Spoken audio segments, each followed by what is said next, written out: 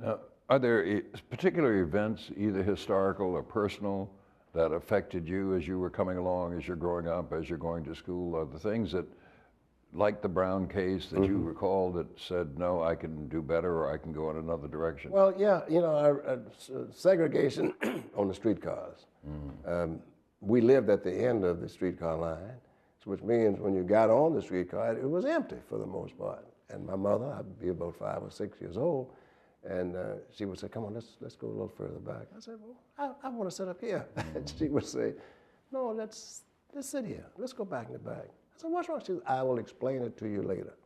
She never, ever told me that I couldn't. She never, ever told me that it was racial. She would always say, I'll explain it to you later. Right now, this is what you should have to do. The other things that impressed me was when I would not only be able to try on a suit, as you know, or anything in a department store, that was racial. What really got me in terms of recognizing that I could do some things, I would ask her, for instance, about the Jefferson's Declaration of Independence. And I would ask her, what does this word inalienable mean? And she said, it means that no one can take it from you. I said, well, does that Declaration of Independence apply to me? Does it, you know, is what he's saying means? She said, yes. Well, you know, when your mother tells you something and you love your mother, no one can take that from you. So she never ever told any of us that we couldn't achieve at the highest possible level, but she always insisted we had to work harder to get it done. Did you have the feeling that even though you weren't going to school with white children, that you were somehow in competition with them, and that someday you might see them face to face, meet them head to head? When I was working during the summer, I would be driving an elevator in an office building downtown, and I would see some of the people getting on there my age.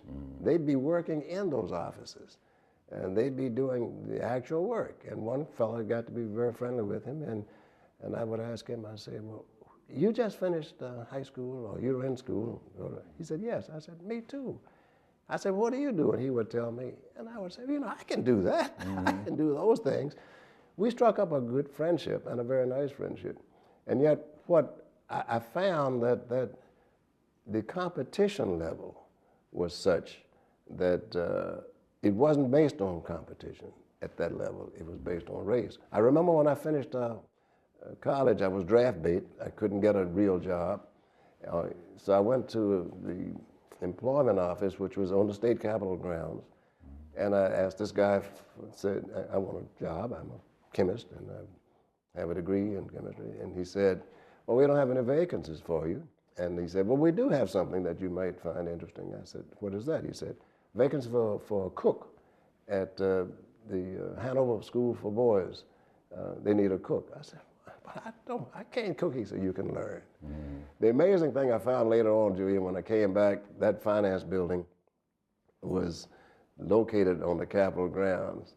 And I would come out of the governor's mansion and look at that finance building and said, wow, isn't that something? Incidentally, that finance building now is being renamed, where the employment office was located, being renamed for Oliver Hill. Oh, really? Today, yes.